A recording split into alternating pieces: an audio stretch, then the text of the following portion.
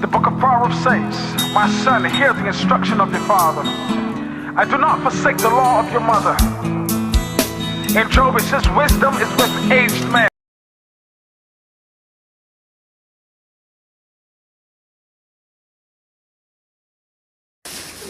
All right, ladies and gentlemen, our featured speaker this evening is a Barbadian. He attended school in Barbados at Robert Primary. He then migrated to the United States of America, where he went to school at Erasmus Hall High School. He went on to Queens College, where he obtained a degree in a bachelor's in political science. He then went on to Howard University, where he got his degree in law. He's the dean of the School of Public Affairs at Metropolitan College of New York, and he's also an adjunct professor at Pace University.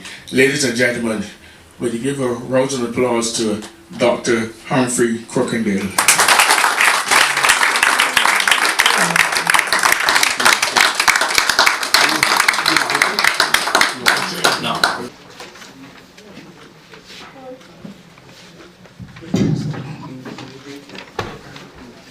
Good evening, and Mr. President, thank you for the kind welcome and the opportunity to come and to speak tonight.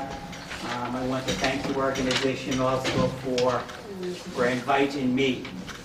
Before I begin, I want to take special note of my good friend, and indeed she's become now an advisor and a counselor to me. And I want you to recognize her because we have in our midst the Honorable Heinz Reddick. And would you stand? I know they know you. The Honorable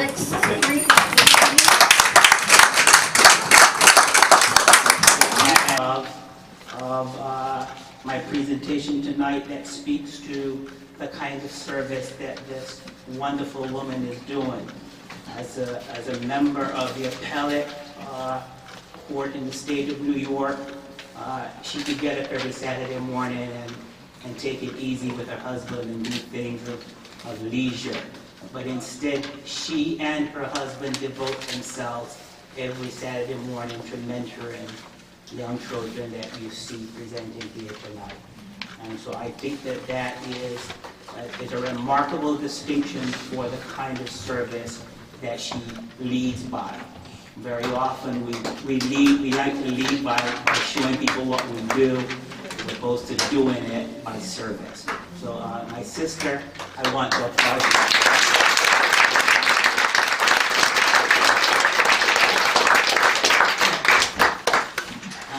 And before I begin, I also want to make some preliminary observations about me. I have 3 older brothers. When you see the 4 Crookendale boys together, they are 3 big guys. And then there's a little skinny one.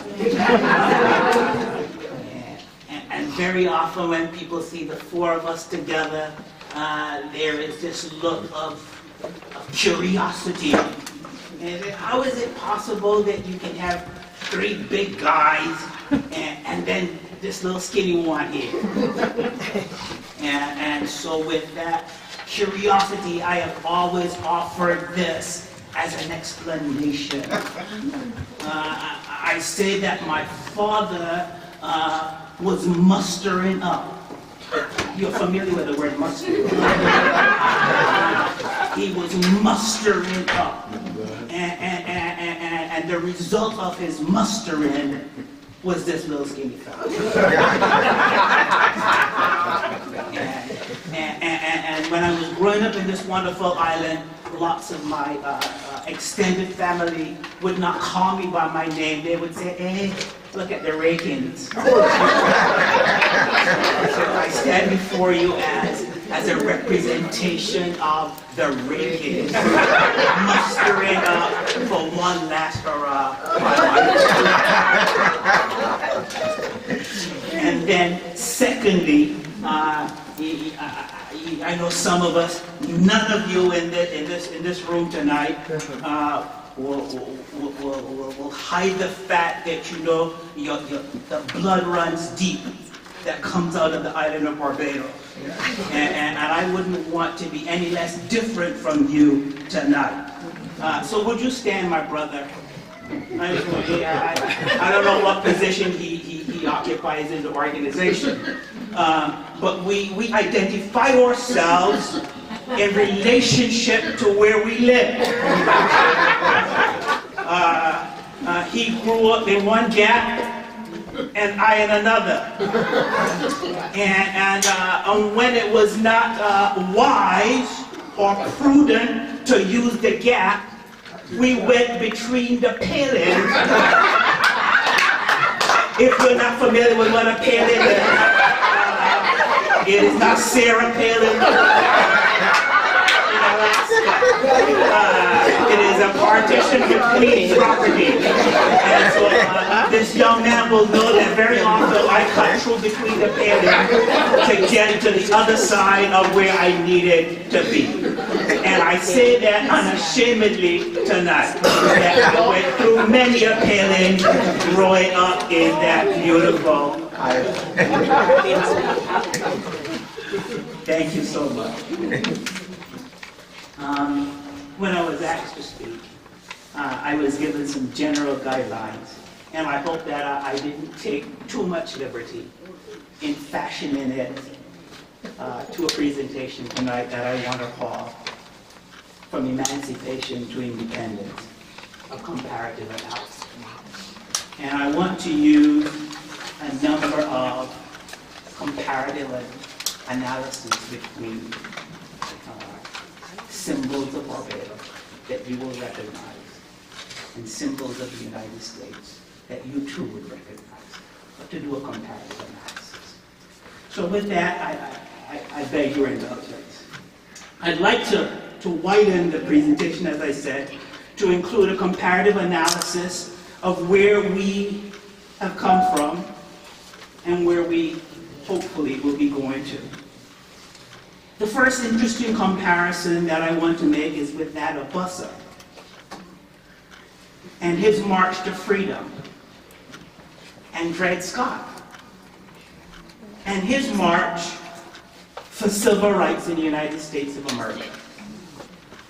One might ask, how was it possible that at the height of the colonial slaveholding in Barbados, that it was possible for a slave to be able to organize the first significant uprising in the Caribbean?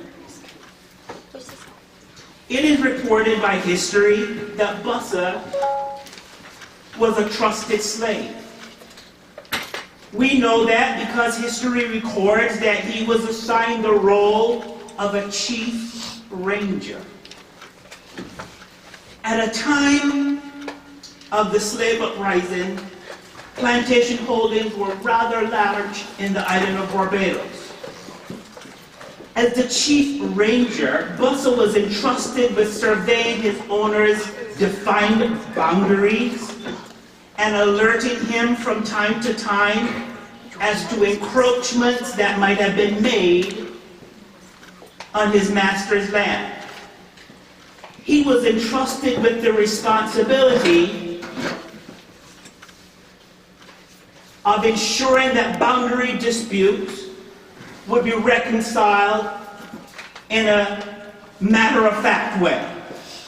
And as such, he was given the opportunity to widely traverse the land. And invariably, he came in contact with other slaves in key positions on other plantations.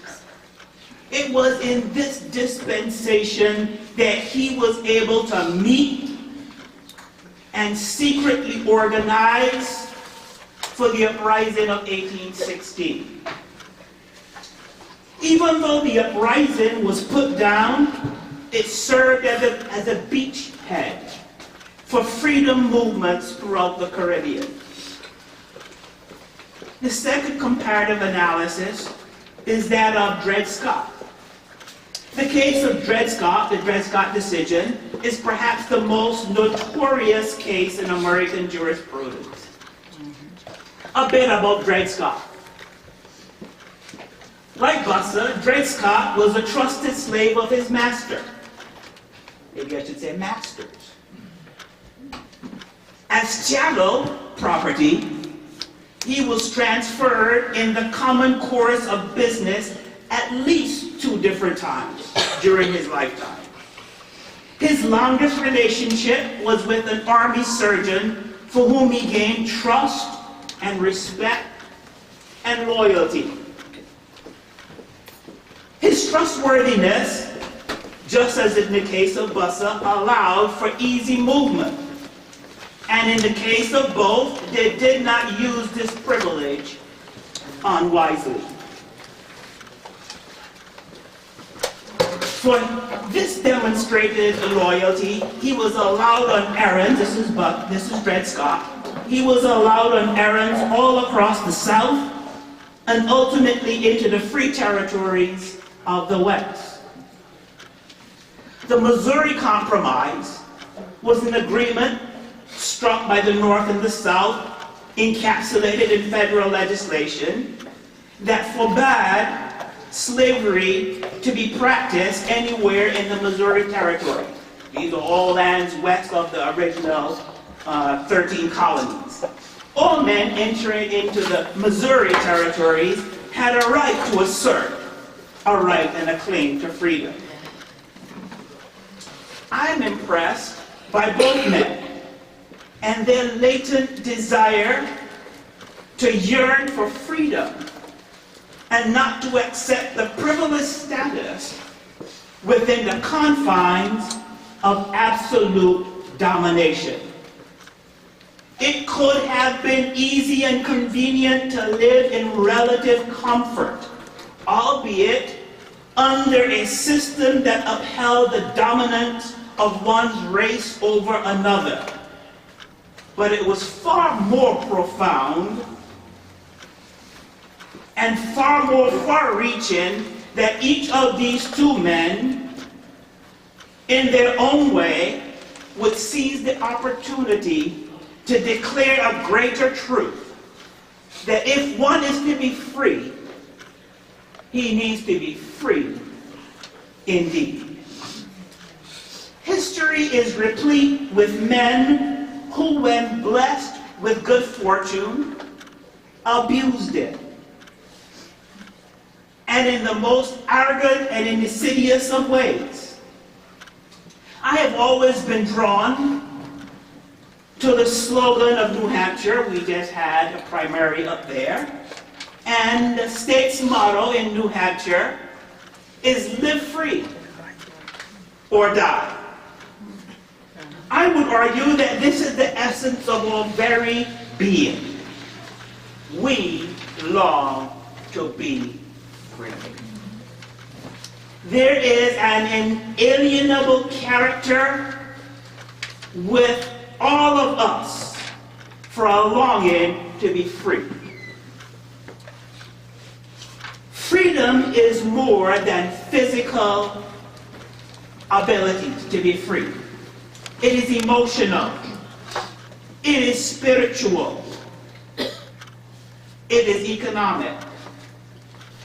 We had some young people who presented, and Marty has a very famous song that says, in part, emancipate yourself from mental slavery. None but ourselves can free our minds. Dred Scott, during Black History Month, long before Black History Month, we sing an old Negro spiritual. And for fear of running you out of the room, the spiritual went something like this. Oh, freedom, oh, freedom, oh, freedom over me. And before I'd be a slave, I'd be buried in my grave. and go home to my Lord and be free. This is a song that bothered in a profound way the slave master, because the song evidences an understanding that you may be able to physically enslave me, but you can't enslave my mind, and you can't enslave my spirit, you can't enslave my being. Some brave men would risk, or may I dare say, trade pseudo-freedom in search of the relenting desire to be free. And this was the case of Bussa, and this was the case of Dred Scott. There is an irony, however, that I want to point to now. It has been said that to whom much is given, much is required. Never in the history of the diaspora have offspring of our fathers and mothers been given such expansive geographic, spiritual, and economic latitude. But everywhere that I look, I see the sacrifices being made by our forefathers being squandered. I'm not at all convinced that second and third generation offspring have kept the faith, that they have taken the mantle, that they have advanced the cause of true freedom. You should ask my friend in the back, and she will tell you all too often, too many of our cousins, brothers, and sisters come before her. Come before her. Come before her colleagues, because they have fallen from the path that was set for them in the expectation that they should rise above where our forefathers were. Allow me just for a moment to speak to that. I said I have 3 older brothers, and then me. My father was a tailor. This brother got it out before I got it. My father was a tailor. None of his 4 boys can make a pant, cut a suit, can't do any of it. Sometimes I feel like I want to blame my father for this shortcoming. But my father had a vision that the art of his tailoring was but his step for his children to build upon as they move forward. And so my father was determined to make sure that there was food in my mouth, clothes on my back, but that I aspire to be more than just a tailor. And I know that that is true for most of us in this room tonight. That we were willing to sacrifice whatever it takes so that the next generation might go above that which was established for them. Sadly, far too often, they end up before Judge Riddick. They end up before Judge Riddick's colleagues because they have lost their way along the journey. The challenge for us is a very steep one, that we've got to be more aggressive in our communities. It's one thing to put on a distinguished black robe. It's another thing to get up on a Sunday morning and says, I want to be a mantle. I want to be a beacon that will say to some young brother, say to some young sister, follow me. Follow me. that is far more instructive than the kinds of things that we see dominating our society as role models. I want to move on. Dred Scott used the opportunity given by his master to inform himself and to learn for himself and to educate himself of the laws of the country. Now that's a remarkable thing. Here's a man that is a slave, and yet he was prepared to educate himself and to know what the laws were. I think more than anything else, there was a general disgust. There was a general disgust on the part of slave owners and the established plantocracy that a brother could challenge them on their own grounds and challenge them in a way that would call into question their lack of moral ascendancy.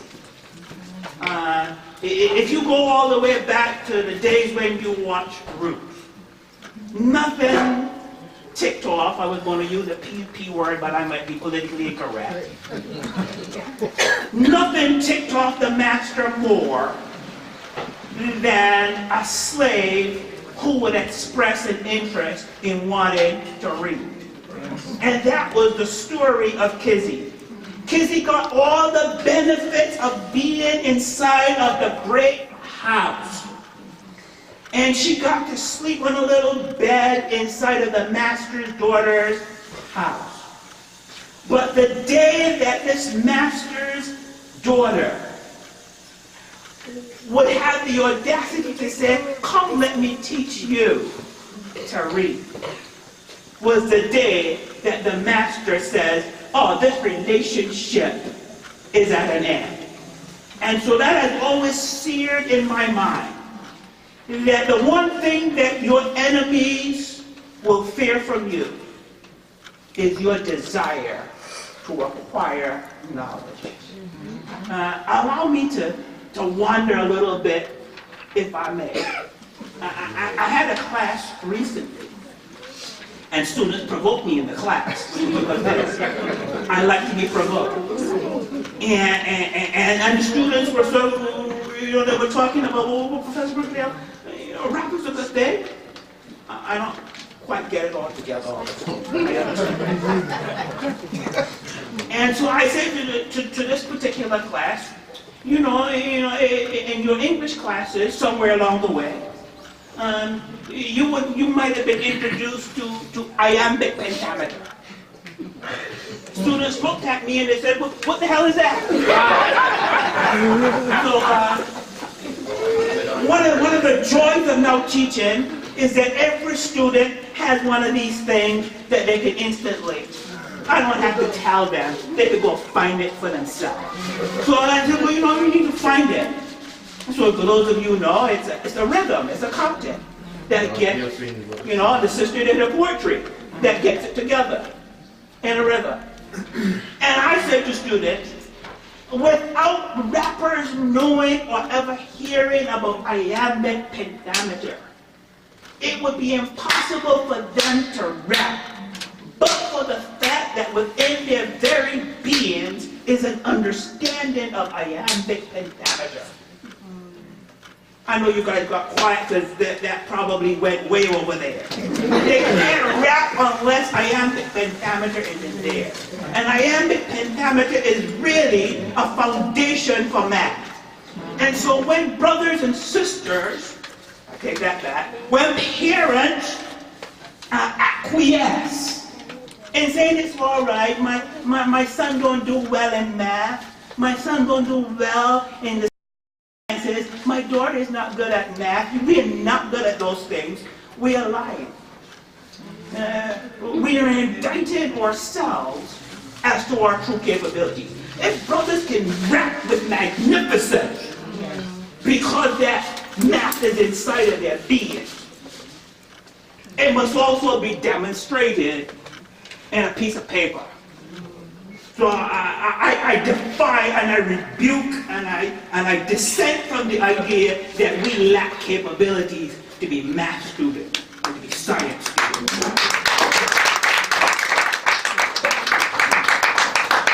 Dred Scott challenged his standing as a result of being situated in the Missouri territories that were free. He claimed that he was entitled to the rights of a free man pursuant to the dictates of the Missouri Compromise. Well, that pissed his owners and the establishment off. If you don't get it right from me, there's a distinguished judge in the house.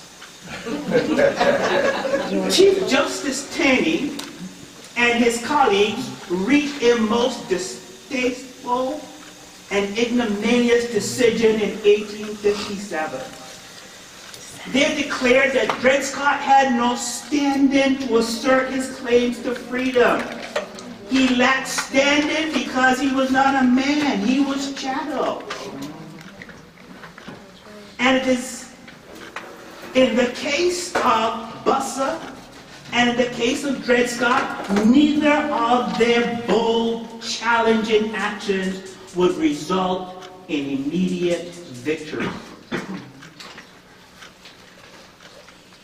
A word about this historic Dred Scott decision, apropos for our times. 7 out of the 9 justices then were appointed by Southern presidents who were openly supportive of slavery. So I say to you tonight, my friends, the events of the past week, with the passing of the arch conservative of the Supreme Court, Justice Scalia, raises parallel questions about where we will go as a people in this new century. That's right. There is a wonderful saying written by Shakespeare and others, and I'm paraphrasing it now, and it reads, "Be careful, for what has been done before can be legally done again if one does not stay vigilant to the cause." We have a challenge and a cause today. In the midst of, my brother, thank you for the poem.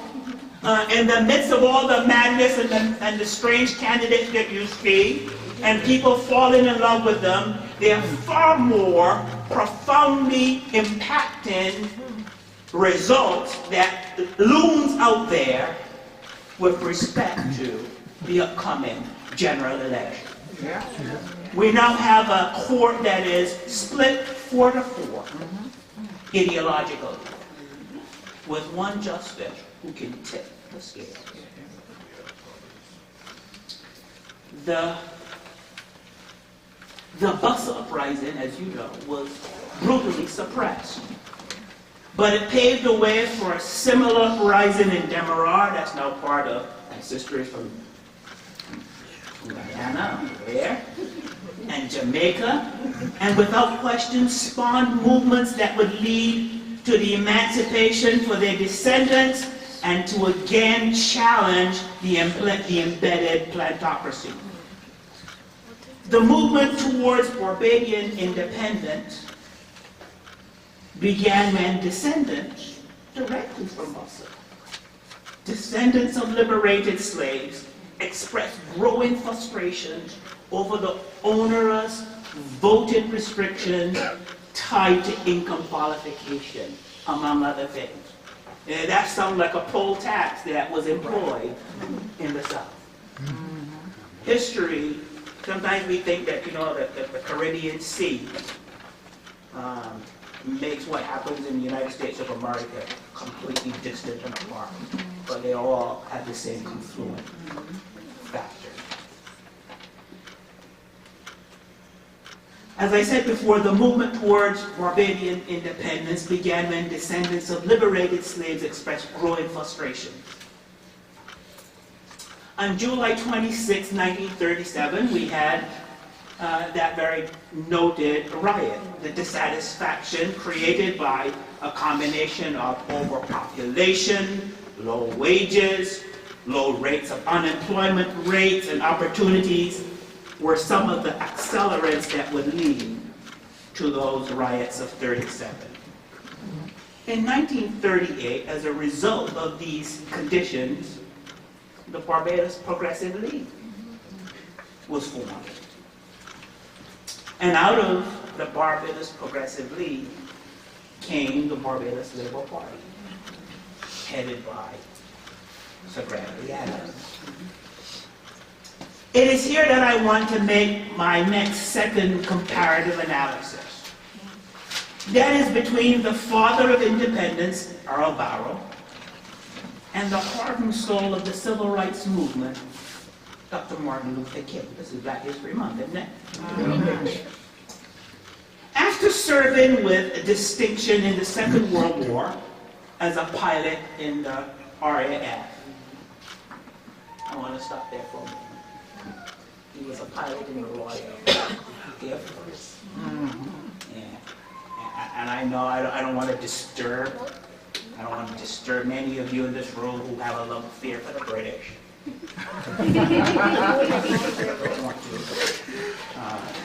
If you go back and read history, Mr. Barrow was a pilot who served and was a personal pilot to the upper echelons of the British Defense, Royal Air Force Defense Forces. But the truth be told, Hitler was cautious that you shouldn't fight a war on two fronts. He disregarded that. He came almost within a hair's whisker and went all the way to Moscow. There are wonderful stories. PBS had a wonderful series that documented that forces of the German army were close enough that they could see those distinguished steeples of buildings inside of Russia. His high command encouraged him that he should engage in one last final battle, and the Führer had his machismo going, and he wanted the Russian army to surrender to him. And so he dug in. And with that digging in, horrific winters that are noted in that area came, and there was a counter-offensive, complete slaughter of the German army. But at the same time that that was going on, the Luftwaffe, how's my German? The Luftwaffe was bombing relentlessly London every day and every night. And Churchill is coined, and you can find it for those of you who have these smartphones.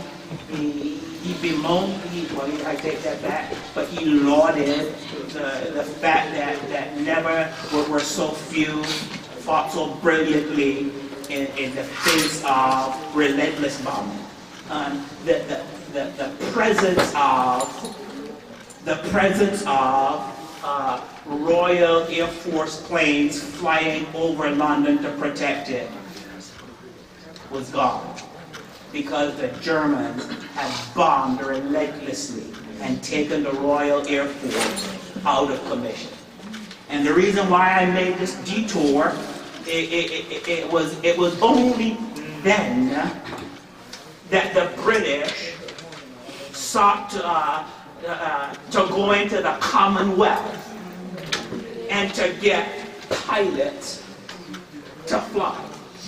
Up until then, there was no real desire of the British, even though romantically we don't have revisionist history of how things were, but the British weren't immediately excited of having the Barrows of this world as pilots in the RAF.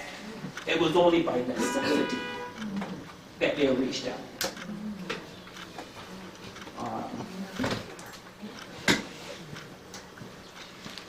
There are some scholars in this room. I know you are. There is ample evidence that many of these RAF pilots from the British Commonwealth who flew valiantly went back to their respective islands never received the recognition that they should have gotten. But beyond that, the financial recognition that they should have been given. But I'm going to leave that alone. That's a historical question. So Mr. Barrow, after having served in the RAF, would go on to study and to become an accomplished lawyer. Upon his return to Barbados in 1950, he joined the BLP, then headed by Granby. In 1955, he broke with the BLP to form the DLP. He was eager to see the same quest for democracy over tyranny as was evidenced by the war in Europe, fighting to eradicate tyranny and totalitarianism. He no doubt had seen man's injustice and inhumanity to man, serving as a trusted pilot in Europe. In his break from the DLP, he said that he was dissatisfied with the pace of reform, and that he was further disillusioned with the apparent apathy on the part of officers within the party. When challenged on the pace of reform, the then existing BLP party offered patience as the answer. Patience. On April 16, 1963, Dr. King penned, in my opinion, his most provocative and consequential writing of the civil rights era. It was that famous letter from the Birmingham jail. Dr. King felt compelled to write this letter in response to a number of white clergy, indeed some black clergy too, who cautioned him to slow down. Some even argued that he should cease his planned civil disobedience and demonstrations. They all claimed that now was not the time. They argued that with time, the acts of injustice and disenfranchisement would go away. Just give us some more time. Patience was the remedy for the day. In response to the clergy and their call for patience and inaction, Dr. King penned this famous letter from his Birmingham jail. I cite for you two noteworthy passages. One, from the letter. Lamentably, it is an historical fact that privileged groups seldom give up privileges voluntarily. Perhaps even more searing and directly responding to the issue of change, Dr. King wrote, We know through painful experience that freedom is never voluntarily given by the oppressor. It must be demanded by the oppressed.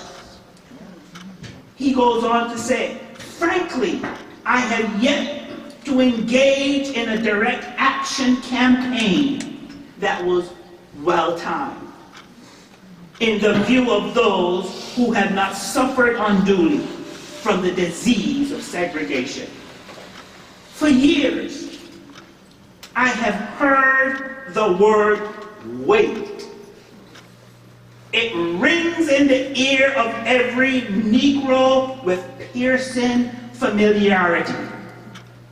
This wait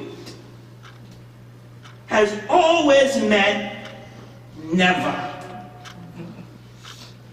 We must come to see with one distinguished jurist that justice too long delayed is justice denied.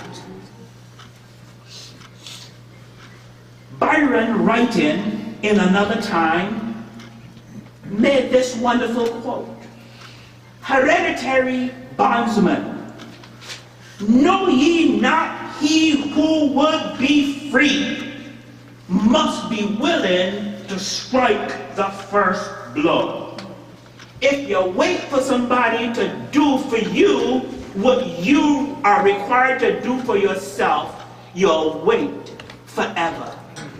It'll never come. The bold and decisive action taken by Mr. Barrow to break from the BLP, I would posit to you, ladies and gentlemen, was the seminal moment that set in motion the arc towards the glorious day of independence. It was not a timetable set and defined by the British, but rather a bold stance for the here and now. To wait would have been never. To delay would have been justice denied. Almost in closing, because I say almost, because I go to a little church, a little Nazarene church. And I know that there are lots of Anglicans and Catholics in here, and your liturgy is very precise, the very beginning and the very end. But in my little Nazarene church, when the pastor, gets into the gear, that's when he's ready to sail. And you don't stop a ship in the middle of the ocean when it's sailing.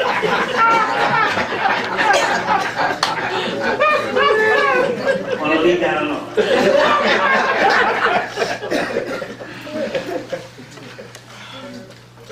I'm going to leave that alone. I don't want to spend too much time on this. Maybe there'll be an opportunity to have another forum to speak more broadly on this. But where we are today, in a Barbadian environment, on its 50th anniversary. Let me try another comparative analysis. You may not like it. Recently, Mrs. Clinton was asked on the campaign trail whether or not she would be supportive of increasing the age for receipt of Social Security. And without giving away my political allegiances as to which one of those two I will support,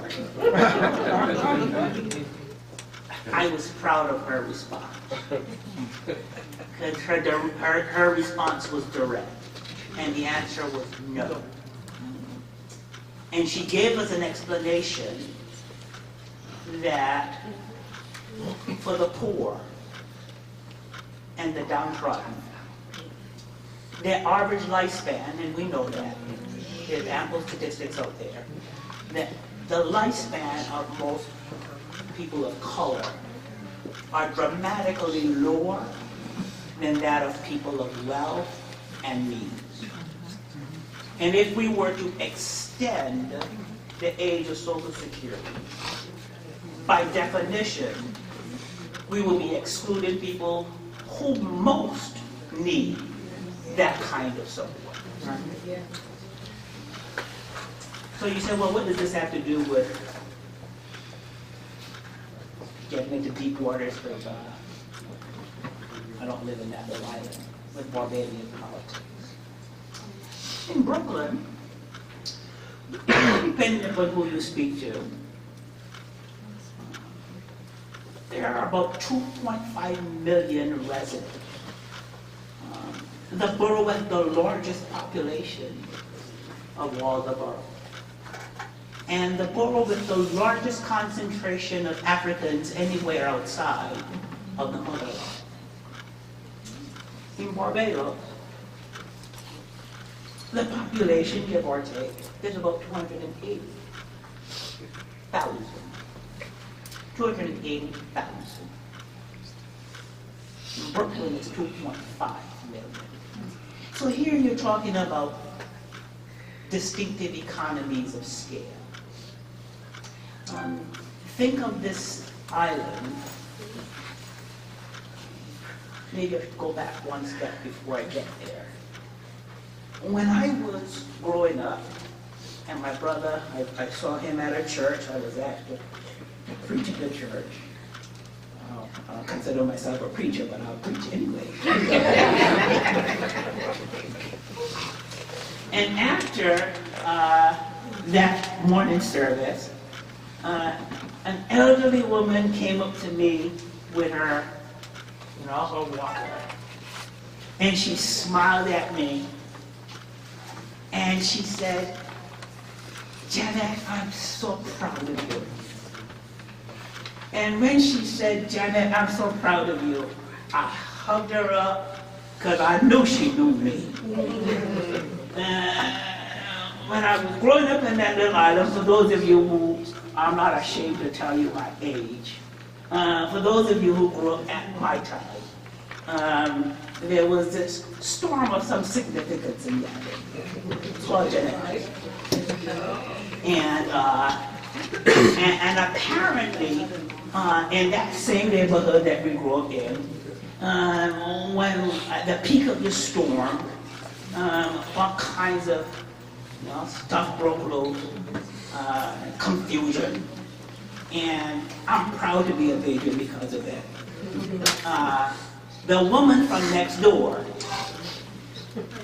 wasn't taking any chances with this fellow who was only a couple of weeks old. She, in the midst of all of the confusion with everything going every which way, took this little skinny fellow without announcing to anybody and took me to Codrington Plantation. And so I was told long after, everybody was searching all over the neighborhood for you.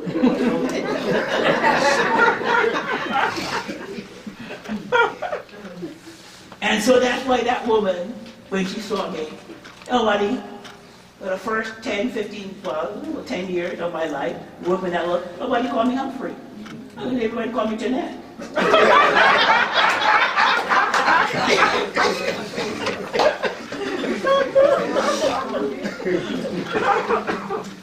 The point I'm making here is the generation of Gen X, I'm proud to say, have created in Barbados a civil society. You can go around the world and there's a distinguished, well-established, well-respected civil servant class. That could not have been achieved but for universal education in first, secondary, tertiary stages in Barbados. And the generation after me also. And and the generation after me. It is an unsustainable model to have that in an island unless you have some dramatic changes in the way that you understand how life exists. Probably, and I'm not an economist, you would probably have to demand lots of civil servants retire out 50, probably even younger, so that you can have a market for a generation who is preceding them to have any expectation of hope. It ain't going to happen in a country where there are 280,000 people, and according to UN reports, one of the 10 most dense nations in all of the world. You have a problem with economies of scale. In Brooklyn, if we were to secede just by income taxes alone, and this is a simplistic model, just by income taxes alone, you would be able to sustain Brooklyn. It can't be done by just income taxes alone in Barbados. It can't be done by just tourism alone. It can't be done by any of those other things that you hear on that island. There needs to be a dramatic redressing of the models and the scalability of those models in that island for the next 50 years to be meaningful. Now look, I have a brother who lives in this beautiful island. I don't know, but whenever I go to the island, and he wants to show off his little brother. This is a good thing. He wants to show off the little flaquito, the little skinny brother. And on one day, I'm not envious of him now, but I want to speak. You probably will never invite me back. But one day, he's driving, and he drives out of this magnificent compound. Houses, would rival the standing, the style, all of the things that are in, with anything that you see in North America. You know what I mean? Yes. And I shook my head and I said, wow, this is not good. I didn't mean it in a jealous way. He said, well, what is not good, bruds? I said to him, bruds, the juxtaposition of this magnificent evidence of wealth and accomplishment, and you drive your car 5 minutes later, and you see stark evidences of poverty, can't exist forever. I liken it to the metaphor where those with the wealth and the well-being, their houses are on the mountain. And as you drive down the mountains, as you recede down the mountain, you see more and more economic disenfranchisement. I'll posit to you, my brothers and my sisters, given that for any sustainable period of time, those at the bottom of the mountain who don't have it will one day start climbing up the mountain to get what you want.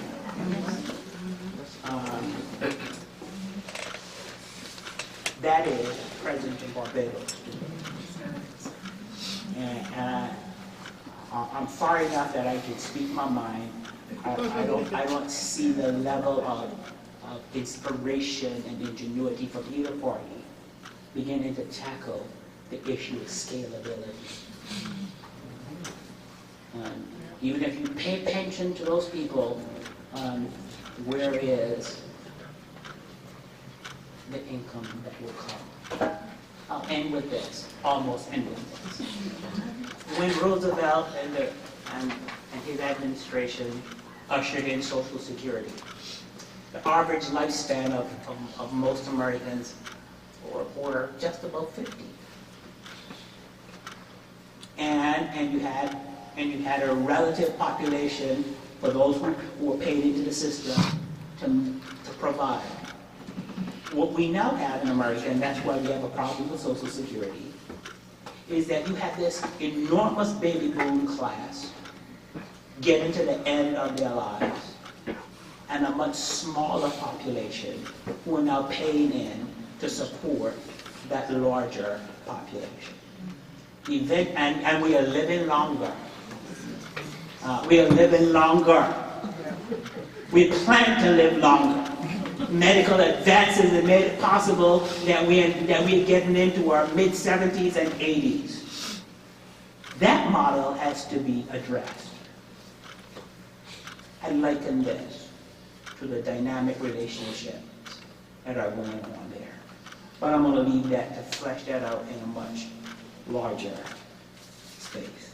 But I want to end with this.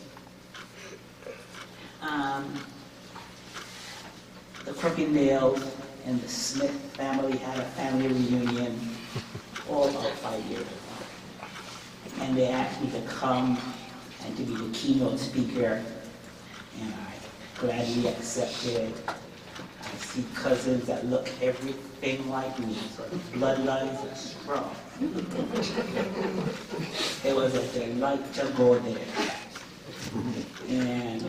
And before I made my presentation, a couple of my relatives cautioned me. They said, "Crook, there's some of your great uncles that are staunch bees there. They're staunch bees. And you got some great aunts and some uncles that are staunch bees. So whatever you do, don't bring up any bees. Talk about everything. Don't raise any bees or don't raise any bees. Well, that's just an inspiration for me. And here's what I did. And I want to couch it for you. Nelson Rockefeller was a distinguished Republican, an establishment Republican. I think they're becoming virtually extinct in this political environment. And J. Rockefeller is a very distinguished Democrat. They're sharing the family wealth, but one is a Democrat, one is a Republican. And they have different political leanings. But when it comes to economic leanings, they are one. They are one. And so I said tonight, if you are in this room and you are a B, it is all right. If you are a D, it is still all right. But above all else, all of us has got to be C's. Country. Right. May God richly bless you.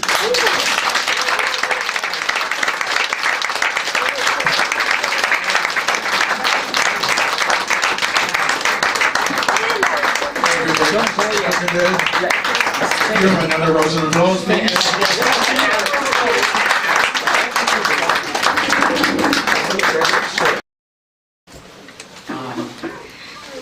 What I can say to you, Walter, is a handful of my friends are here from my church. And I talk all the time about Timberlake's. Did you hear me like that? I talk all the time about Timberlake's. My grandmother was from Timberlake's. And I would posit that the songwriter national anthem, when he talks about our loyal sons and daughters, and what they did. In my mind's eye, he was envisioning that without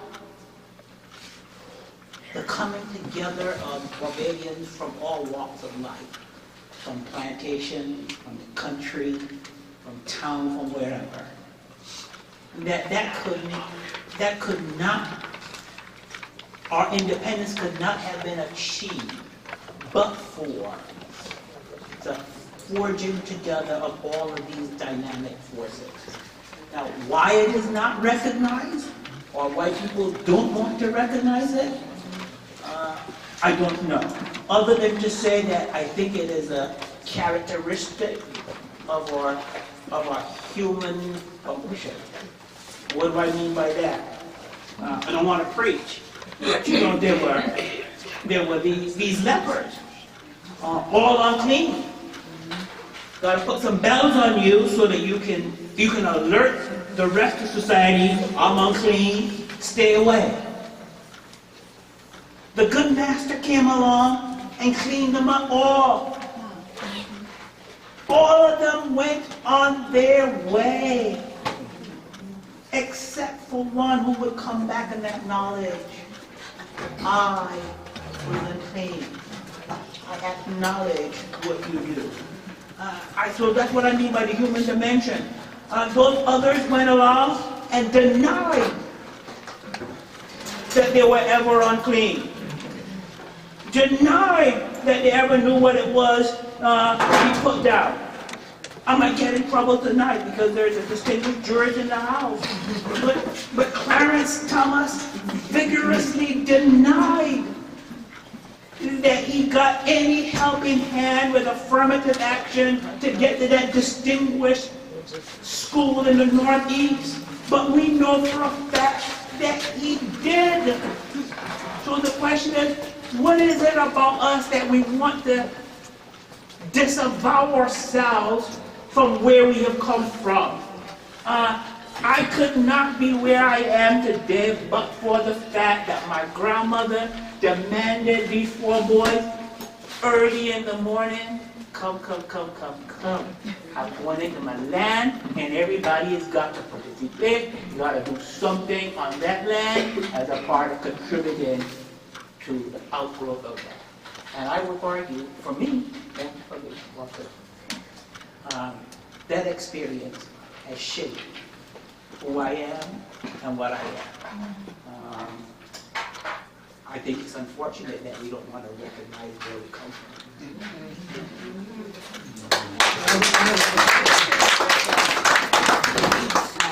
Dr. Crookendale, I heard you made mention of seeing poverty and of seeing growth in terms of infrastructure and the kind of houses that Barbadians are now living in one section, and then in the same breath you are seeing poverty. I don't know if you can kind of abject poverty, but you're seeing poverty. Now I would say abject poverty, but that's just my view. My question is, do you think that with the growth of Barbados over the past 50 years, that it has or is or has destroyed the middle class, or we are seeing the middle class slowly being eroded? And that's like another question. Is the middle class in Barbados being eroded? I'm not altogether convinced that the middle class has eroded in terms of its economic, educational status. I think that is clearly there. This is just me. What I think, however, is that there is a diminishment in the intellectual middle class. And I don't know, what do I mean by that? I take that back. there's an intellectual snobbery that now exists in the middle class of Barbados. Do they have the indices to demonstrate that they are fully entrenched in a recognizable middle class in Barbados? I believe the answer is yes. But what they do with that, human capital, how you use it, spread it, and all that, I don't see that. But for me, that to me speaks of diminishment. That's just my view. A deep intellectual snobbery that doesn't serve an island that small anymore. So if I understand that question, then one makes somebody think that Barbados is still a very deeply class structured society. It is. It is. No, it's easy for me. They say confession is good for the soul. I went to Barbados, and I told my nephews and nieces, well, I'm ready to go back home. And they said, young Humphrey, what do you mean home? This is home. I said, well, yeah. New York is home. I know that 99% of you in this classroom, you have these romantic dreams of, I'm going back home. But the statistics are clear. A significant part of the diaspora never return. So, answer your question, don't know. There is that middle class that is there, but there is rank classism, I believe, that is there. My brother is a member of the Barbados Yacht Club. When I was a kid growing up in that island, my uncle twice a week would take us to the beach. What's the name of that beach of the history? Browns Beach. Called Browns Beach. And I remember, my brother said, how do you remember these things and you're the last one? And I remember you would pass by the yacht club and you would caution, don't get too loud, act quite quiet. Act quite quiet. Well, I've been in the yacht club. The yacht club hasn't changed. I don't care if my brother is there in a handful of others that look like my brother is there. The yacht club hasn't changed. And I think the yacht club typifies or exemplifies in a lot of ways this entrenched classism. And maybe I didn't get it right. Maybe I didn't read it correctly. But I was deeply offended by this man who ranted and raved, claiming that I'm paraphrasing it now, that Barbadians were ungrateful. I heard you, my sister, because I just live in New York. Did you say that again? I'm just saying, the Barbadians were ungrateful, that they should be thankful for what he did. No, we don't need to genuflex. We don't need to genuflex to anybody as a God-sent Savior for us. Those days have long come and gone. If you're a businessman, do your business. I'll accept what you pay me as long as it's a reasonable wage. But don't ask me, in addition to that, to recognize anything about you other than you're a businessman. It's just at my view. I mean, I don't want to get emotional there now, but you can see where my leanings are on that. I'm sorry.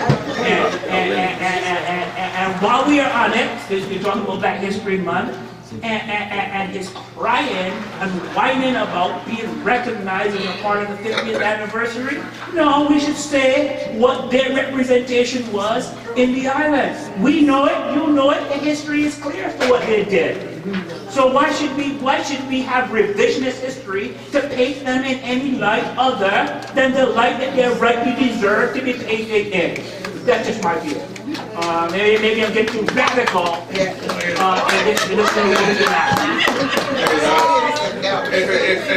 may ask for the edification of some of the audience here, when Barbados went into independence in '66, a lot of Barbadian whites left and went to New Zealand. They migrated. Australia. They ran. And called by all sorts of names like King Kong and all sorts of things, you know. Absolutely.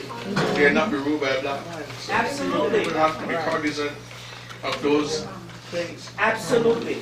So that's why I call it revisionist history. So I don't want anybody to just go back now and say, you know, hasn't he done a wonderful thing? Has he made houses available for all his employees? Well, if he did, Microsoft does that. Apple does that. Don't they? Yes. Why do we need to make any special distinction for what he has done? That bothers me. And we'll leave it there because that might be another subject. There's a question of yes, sir. I'd just like you to expound on what you mean by. I'm trying to like fit it into Barbados. The class government. Yes. So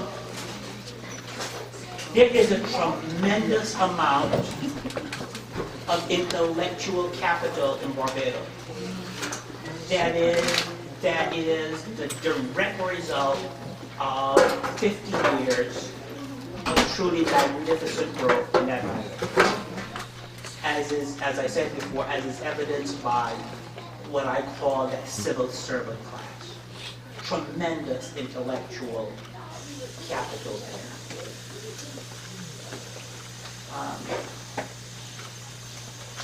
Intellectual snobbery. Intellectual snobbery in the sense that there are intellectuals in Barbados. But they see themselves as particularly special and separated from the rest of society. I went to a conference a couple of years ago, and I sat next to a young man. And I know that there's some very distinguished institutions in Barbados. I don't mean to knock on you know what. And so he made a point repeatedly of announcing that, you know, he was a Arizonian. Which is really great. I'm impressed. But I'm not impressed if you repeat it over and over again, because it doesn't add to the intellectual dissemination of information. And that's what I don't necessarily see in Barbados. I think that there should be much more dissemination of that capital as opposed to the concentration of it in certain cliques. And that's what I call snobbery. Yes, sir. Well, that, I believe that's changing. But I agree with you, because there are lots of people that in preparing the students for level plus, what do you think is the first school, all the secondary schools? We had a case in point here about 2 weeks ago. A spring, where the little girl asked to take it. Now, when they went back and they checked the records for choices, I think Ellerslie was maybe number 3 or something like that. But the thing is that this is something that the parents, right? That they want. Everybody wants the daughter or son to be Harrison College, Queens College, Combermere, or whatever. And in this country, when you come up here, well, the first thing they ask is, we went to school. Who's your father, your mother? That's something that is embedded in us. But I'm seeing that changing because we have ministers who went to LSD. We have those who went to the same St. Philip, with that Christian Mary. We had a Barbados scholar who was land-based because he chose music as his Well, right. I think that all of this really, if you say it's breaking slowly, I'll accept it, because I don't have as close a proximity to those things that you do.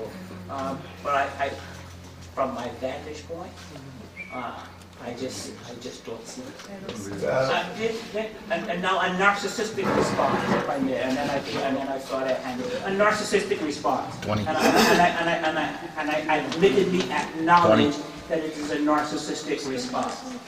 And this little institution that I've worked at for 25 years, it was the first institution, one of the first, one or two, to establish a degree in emergency and disaster management. Been heralded across the United States of America. Heralded across the United States of America. Almost every person that is worth his salt in New York City, in the Office of Emergency Management, Police, Fire, teaches in that program. Well, this little skinny fellow, I still have an affinity to the island that gave me everything. And I reached out as best as I could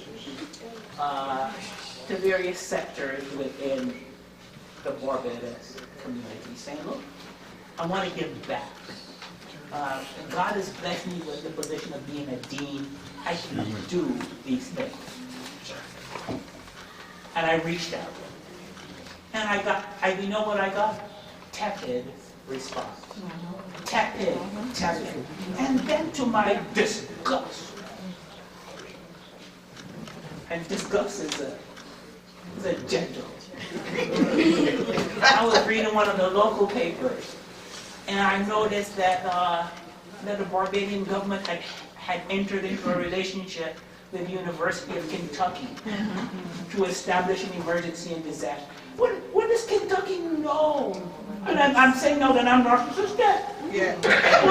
What does Kentucky know? What experiences have they had with emergency and disaster? But they reached out and they established a relationship with the University of Kentucky. Why? Because Kentucky had residents with name recognition. With Metropolitan College. I would suggest to you that exhibit, whatever you want to call it, 1, 2, A, B, about that mantra of snobbishness that exists, where they don't know that they will pass it up some of the most gifted emergency managers anywhere in the world. And a lot of it came about, what's the name of the school? That exists, I would argue, and was profound and solid still to this day in that island. And it's unfortunate. It's unfortunate because they will lose the benefit of this cross-pollination of human capital that I don't believe exists and is free away as it should be right now. This gentleman has a question. Please.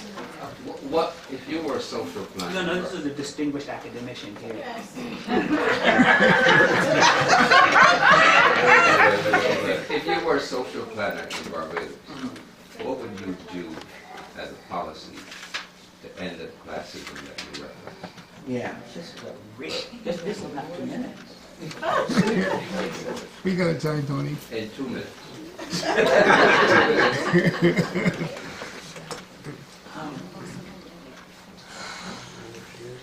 My students often complain that sometimes I go around the world to get directly to the point. To do it. I'm not arguing for what I now say, but to use it as a framework to try to address your question. Mao was confronted with, what do you do with these intellectuals in a new dispensation? And his response was, they need to be re-educated. They need to go and they need to go and live. They need to go and live where other people and ordinary people live. They need to experience the lives of ordinary people. You can have a PhD, you can have whatever, but you can do this.